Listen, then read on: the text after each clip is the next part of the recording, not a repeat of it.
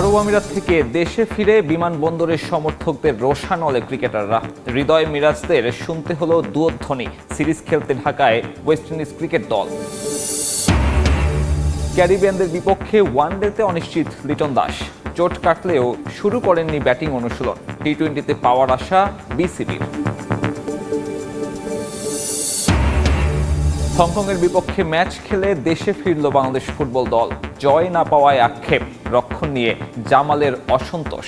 ভারতের বিপক্ষে মর্যাদার লড়াইয়ে লাল সবুজের জয়ের প্রত্যাশা। ডিফেন্স লাইন মেবি কিছু মিসআন্ডারস্ট্যান্ডিং ছিল।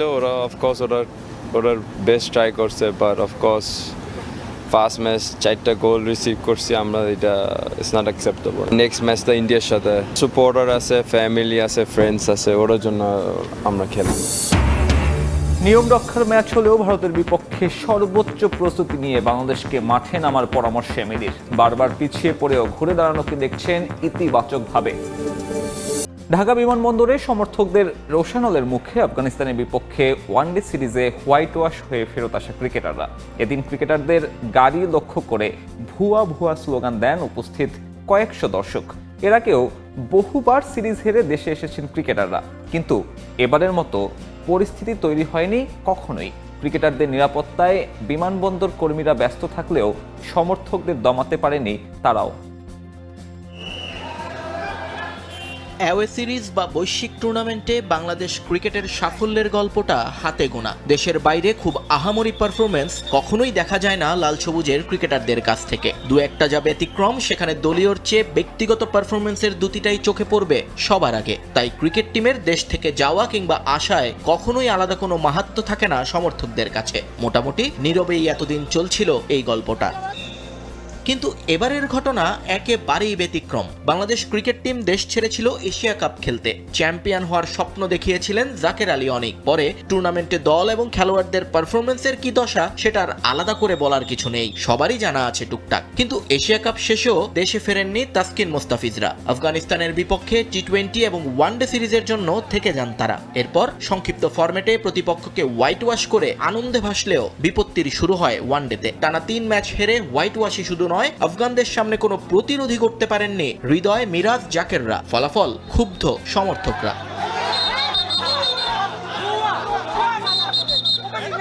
তবে সেই ক্ষোভের বহিঃপ্রকাশ এভাবে হবে তা হয়তো স্বপ্নেও ভাবেননি ক্রিকেটার কিংবা বাংলাদেশ ক্রিকেট বোর্ড। বিমানবন্দর থেকে বের হওয়ার সময় সমর্থকদের রোষানলের মুখে পড়েন ক্রিকেটাররা। তাদের গাড়ির পাশে দাঁড়িয়ে ভুয়া ভুয়া স্লোগান দেন জনা 50 মানুষ। শুধু তাই নয়, ক্রিকেটারদের নিয়ে নানা কটূক্তিও করেন তারা। সবচেয়ে বেশি ঝড় বয়ে গেছে তাওহিদ হৃদয় এবং নাইম শেখের উপর দিয়ে। তাদের গাড়িকে শেষ পর্যন্ত ফলো করে দুয়ো দেন সমর্থকরা। এদিকে সাদা বলের সিরিজ খেলতে প্রায় 4 বছর পর বাংলাদেশে এসেছে ওয়েস্ট ইন্ডিজ ক্রিকেট দল।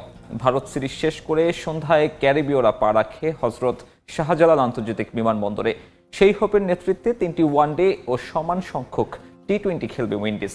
এর আগে 2021-এ শেষবার বাংলাদেশে ওয়ানডে আর টি-20 খেলেছিল 2018 সালে। বৃহস্পতিবার প্রথম অনুশীলনের কথা থাকলেও তা বাতিল করেছে ক্যারিবীয়রা। এদিন থাকা সংবাদ সম্মেলনেও আসবে না সফররতরা। শনিবার মিরপুরে শুরু হবে 3 ম্যাচের ওয়ানডে সিরিজ। সবগুলো ম্যাচ শুরু হবে দুপুর 1:30টায়। ওয়েস্ট ইন্ডিজের বিপক্ষে ওয়ানডে সিরিজেও থাকছেন না লিটন দাস। চোট অনেকটা কাটিয়ে উঠলেও বিসিবি চিকিৎসকের কাছ থেকে এখনও ব্যাট হাতে নেয়ার অনুমতি পাননি তিনি। মিরপুরে এদিন রানিং আর স্ট্রেচিং করেছেন এলকেডি। ব্যাটিং অনুশীলনে ফিরতে কমপক্ষে আরও 2 দিন সময় লাগবে তার। তবে ওয়ানডে সিরিজে না থাকলেও টি-20 সিরিজের শুরু থেকেই লিটনকে পাওয়ার ব্যাপারে আশাবাদী বিসিবি। শ্রীলঙ্কার বিপক্ষে এশিয়া কাপের ম্যাচে চোট পেয়েছিলেন লিটন দাস। এরপর থেকেই মাঠের বাইরে টি-20 অধিনায়ক। এশিয়া কাপে ভারত পাকিস্তানের বিপক্ষে ম্যাচে তার অভাব ভুগিয়েছে বাংলাদেশকে, বিশেষ করে উইকেট কিপিংয়ে। এলকেডির খেলা হয়নি আফগানিস্তানের বিপক্ষে ওয়ানডে আর টি-20 সিরিজেও। এখন অনেকটা সুস্থ হলেও ওয়েস্ট ইন্ডিজের বিপক্ষে ওয়ানডে সিরিজেও খেলা নিশ্চিত নয় লিটনের। প্রথমে শঙ্কা ছিল লিটনের মাঠে ফেরাটা আরও দীর্ঘ হতে পারে, কিন্তু এলকেডি মিরপুরে শুরু করেছেন ফেরার প্রস্তুতি। কদিন ধরেই করছেন রানিং, স্ট্রেচিং, সময় কাটাচ্ছেন জিমেও। এদিনও মিরপুরে লম্বা সময় ফিটনেস ট্রেনিং করেছেন টি-20 অধিনায়ক। চোটও এখন অনেকটাই সেরে গেছে। তাকে দেখি বোঝা যাচ্ছে মাঠে ফিরতে কতটা মরিয়া এলকেডি। তবে এখনও ব্যাটিং শুরু করেননি লিটন। ডেফিনেটলি বেটার, ও তো সবই করছে। সেটা সেটা হচ্ছে ব্যাটিংটা করছে না, এছাড়াও এক্সারসাইজ, ফিজিক্যাল ফিটনেস ওগুলো সবই করছে, ওগুলো সবই করবে। হংকং থেকে পয়েন্ট নিয়ে দেশে ফিরল বাংলাদেশ দল। জিততে না পারার আক্ষেপ অধিনায়ক জামাল ভুঁইয়ার কণ্ঠে। ফুটবলারদের গোল খরা কাটছে, তবে ডিফেন্সের ভুল ভাবাচ্ছে বাংলাদেশ অধিনায়ককে। নভেম্বরে ঘরের মাঠে ভারতের বিপক্ষে মর্যাদার ম্যাচ জিততে চান JB6। হংকং জয় করা হয়নি, তবে এবার হারেনি বাংলাদেশ। এশিয়ান কাপ বাছাইয়ে 1 পয়েন্ট নিয়ে ফিরেছে দেশে। এক গোলের ড্রয়ে মান বাঁচলেও এশিয়ান কাপ বাছাইয়ে একটা জয়ের অপেক্ষা বেড়েছে। 10 জনের হংকংয়ের বিপক্ষে শেষ সুযোগ হাতছাড়া হয়েছে গোল মিসের মহড়ায়। ফার্স্ট হাফ ভালো হয় নাই, সেকেন্ড হাফ যখন কোচ চেঞ্জ করছে আই থিঙ্ক খেলা চেঞ্জ হয়ে গেছে, মানে খেলা চেঞ্জ হয়েছে। তো আনফর্চুনেটলি আমরা সেকেন্ড গোল করতে পারি না, সো এটা একটু খারাপ লাগতেছে, বাট সেকেন্ড হাফ আমরা খুব ভালো খেলছি। 4 ম্যাচে মাত্র 2 পয়েন্ট নিয়ে এরই মধ্যে মূল পর্বে খেলার স্বপ্ন শেষ বাংলাদেশের। একই পরিণতি ভারতেরও। নভেম্বরে ঘরের মাঠে যাদের বিপক্ষে বছরের শেষ ম্যাচ খেলবে লাল সবুজের দল। মর্যাদার সেই ম্যাচ জিততে আত্মবিশ্বাসী অধিনায়ক জামাল ভুঁইয়া। একটা হিস্টোরি ম্যাচ না, সো এইখানে গোল রিসিভ করলে এটা সমস্যা হয়। ফ্যান্স আছে, সাপোর্টার আছে, ফ্যামিলি আছে, ফ্রেন্ডস আছে, ওর জন্য আমরা খেলবো। হংকং থেকে ইংল্যান্ডে হামজা, কানাডায় সমিত আর ইতালিতে ফিরে গেছেন ফাহমিদুল। সন্তান সম্ভবা স্ত্রীর পাশে থাকতে স্পেনে হেড কোচ হাভিয়ের কাবরেরা। ছুটি কাটিয়ে ফিরে যিনি সাজাবেন ভারত বধের কৌশল। সে বাবা হতে যাচ্ছে আর কি। সে স্পেনে গিয়েছে, হয়তো সে এই সপ্তাহের মধ্যে আমরা এই শুনবো যে কি হবে। তারপরে তো আমাদের এখানে প্ল্যানিংটা তো তার অ্যাসিস্ট্যান্টরা আছে, এটা দেখবে। বিপিএলে বন্ধ হচ্ছে ক্রিকেটারদের পারিশ্রমিক মেরে দেবার সুযোগ। সব ফ্র্যাঞ্চাইজি স্বত্বাধিকারীদের দিতে হবে 10 কোটি টাকার ব্যাংক গ্যারান্টি। থাকছে ফ্র্যাঞ্চাইজি ফি, করা হয়েছে 2 কোটি টাকা। এদিকে দলগুলোকে আর্থিকভাবে লাভবান করতে রেভিনিউ শেয়ার মডেল চূড়ান্ত করেছে বিসিবি। থাকছে বড় অঙ্কের প্রাইজ মানিও। বিস্তারিত রিপোর্টে।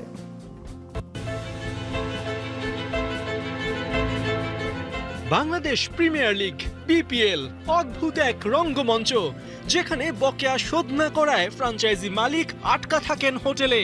পেমেন্ট না পাওয়ায় ক্রিকেটাররা চান না খেলতে। টাকার জন্য বাসের ড্রাইভার জব্দ করে রাখে ক্রিকেটারদের কিট। বলা চলে এসব আজব কাণ্ডেই ওয়ার্ল্ড ফ্র্যাঞ্চাইজি ক্রিকেটে বিপিএল সুপারহিট। তার উপর গেল 14 মাসে বিসিবিতে তিনবার রদবদল। 3 ভিন্ন প্রেসিডেন্টে বারবার পেকেছে তালগোল। সংশয় দেখা দিয়েছে বিসিবির নতুন কমিটি কি সেই জট থেকে বেরিয়ে ঠিকঠাক বিপিএল আয়োজন করতে পারবে। আপাত দৃষ্টিতে পূর্ব নির্ধারিত ডিসেম্বর জানুয়ারিতে বিপিএল আয়োজন অনেকটাই কঠিন। সামনে আবার জাতীয় নির্বাচন। তুমুল চ্যালেঞ্জিং হলেও এই সময়ে বিপিএল আয়োজন করার সিদ্ধান্ত নিয়েছে বিসিবি। কেন নির্বাচনের পর বিপিএল আয়োজন সম্ভব নয়, আর কেনই বা ডিসেম্বর জানুয়ারি একমাত্র অপশন, সেটা খোলাসা করেছেন বিসিবির মিডিয়া কমিটির চেয়ারম্যান আমজাদ হোসেন। আমাদের ক্লাইমেট কনসিডার করলে এপ্রিল এন্ড মে সবসময় বৃষ্টি থাকে। আর আরেকটা হচ্ছে আমাদের এফটিপি প্ল্যানে ওই সময় আমাদের কিন্তু আপনার হচ্ছে পাকিস্তানের সাথে হোম সিরিজ আছে, নিউজিল্যান্ডের সাথে সিরিজ আছে, অস্ট্রেলিয়ার সাথে সিরিজ আছে। সো দ্যাটস মোর ইম্পর্টেন্ট যে আপনার তো ওখানে কোনো উইন্ডো নেই। সো এইটাই অপশন আছে। আর আমাদের জানেন যে সবসময় আমাদের অল অ্যালং লাস্ট 11টা সিজন এই ডিসেম্বর টু জানুয়ারিতেই হয়ে এসেছে উইন্টার ক্রিকেট।